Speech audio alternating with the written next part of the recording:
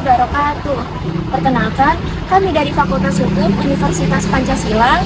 Pada kesempatan kali ini, kami akan menyajikan video presentasi untuk mata kuliah Ilmu Negara yang dibimbing oleh Bapak Prince Edward Siregar, SH LLM, PhD. Dalam video ini, kami dari kelompok 3 akan membahas materi tentang konsep negara mulai dari perkembangan pada zaman Timur Kuno sampai era modern. Harapan kami semoga dapat memberikan gambaran yang jelas dan mudah dipahami. Selamat menyaksikan!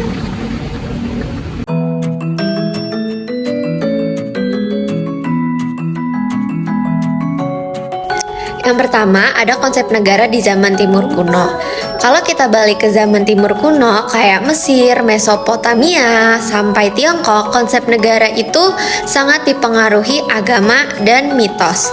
Raja atau penguasa biasanya dianggap wakil dewa, bahkan kadang dianggap dewa itu sendiri. Jadi wajar kalau kekuasaannya itu absolut, kayak gitu. Selanjutnya, di masa ini negara juga ngatur hampir semua aspek hidup masyarakat, mulai dari tanah, ekonomi, sampai struktur sosial. Negara itu kayak ibaratnya pusat kontrol. Selain itu, negara tuh punya satu fungsi penting, yaitu jaga keamanan. Karena zaman dulu itu sering ada perang antar wilayah, jadi negara itu harus kuat dan terpusat. Dan banyak negara di era ini itu berupa gabungan beberapa wilayah yang disatukan lewat kekuatan militer dan administrasi. Jadi kayak kerajaan besar yang punya banyak daerah bawahan.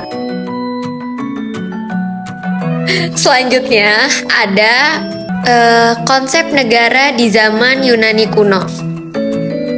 Masuk ke Yunani kuno, konsep negara berubah banget. Di sini tuh mereka punya polis atau kota negara.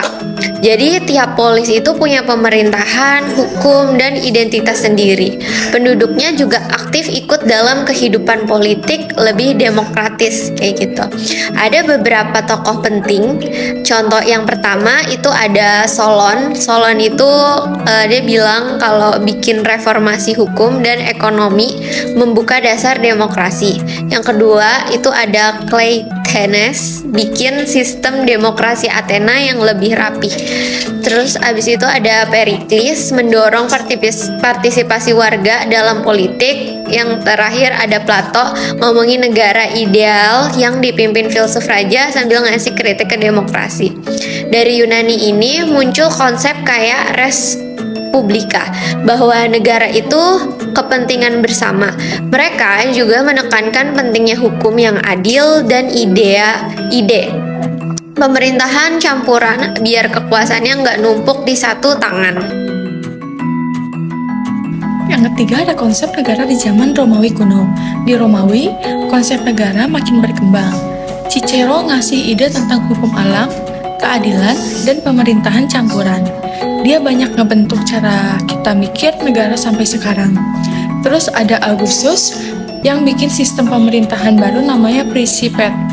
Secara tampilan, Romawi masih kelihatan kayak republik, ada senat, ada pejabat-pejabat, tapi sebenarnya kekuasaan paling besar ada di tangan Augustus.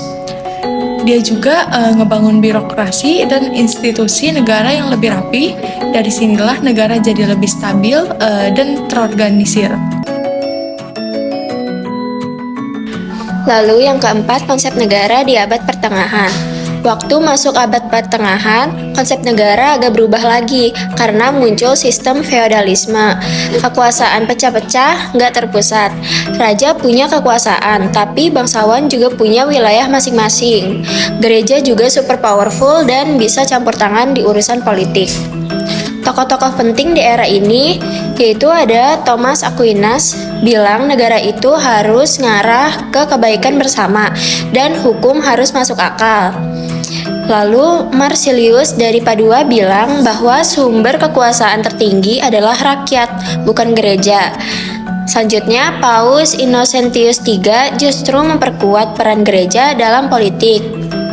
Charlemagne bangun struktur pemerintahan yang lebih terpusat dibanding yang lain.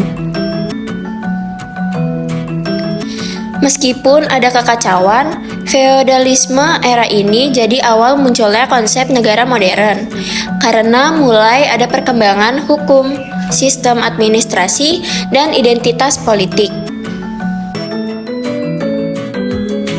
Yang kelima itu ada konsep negara di era modern. Nah, di era modern, konsep negara makin jelas dan terstruktur. Salah satu hal penting adalah kedaulatan. Negara punya kekuasaan tertinggi di wilayahnya. Terus muncul istilah nation state atau negara bangsa, di mana negara punya identitas nasional yang jelas. Selanjutnya itu ada demokrasi mulai berkembang. Rakyat punya suara dalam pemerintahan.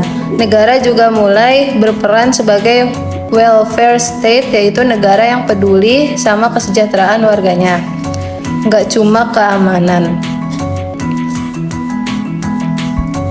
Terus selanjutnya ada tokoh-tokoh pentingnya. Yang pertama itu ada Hobbes dengan ide negara sebagai leviathan yang kuat biar masyarakat nggak kacau. Terus yang kedua ada Locke yang memperjuangkan hak asasi dan pemerintahan terbatas lewat kontrak sosial. Terus yang ketiga itu ada Rousseau yang menekankan kedaulatan rakyat dan kontrak sosial. Terus yang keempat itu ada Montesquieu adalah bapaknya pemisahan kekuasaan. Terus yang selanjutnya itu ada Max Weber yang mendefinisikan negara sebagai pihak yang punya monopoli kekerasan yang sah.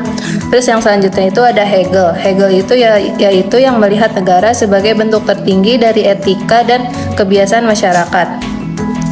Nah, konsep-konsep inilah yang membentuk negara modern yang kita lihat sekarang. Punya hukum yang kuat, demokrasi, hak warga negara, dan pemerintahan yang lebih sistematis. Dari penjelasan tadi, bisa kita lihat bahwa konsep negara itu terus berkembang dari masa ke masa. Di zaman kuno, negara masih sangat bergantung pada kekuasaan absolut dan kepercayaan religius. Lalu di Yunani dan Romawi, mulai muncul gagasan tentang hukum, keadilan, dan partisipasi warga. Memasuki abad pertengahan, kekuasaan sempat terpecah karena feodalisme dan dominasi gereja, tapi dari situ muncul dasar-dasar menuju negara modern. Di era modern, konsep negara akhirnya semakin matang dengan hadirnya kedaulatan, negara bangsa, demokrasi, dan negara kesejahteraan. Pemikiran para tokoh juga ikut memperkaya cara kita memahami hubungan antara negara, kekuasaan, dan rakyat. Secara keseluruhan, perkembangan panjang ini menunjukkan bahwa negara bukan hanya soal kekuasaan, tapi juga hasil dari proses sosial, politik, dan pemikiran filosofis yang terus berubah mengikuti kebutuhan masyarakat. Negara yang kita kenal hari ini adalah perpaduan dari ide-ide yang dibangun ratusan bahkan ribuan tahun.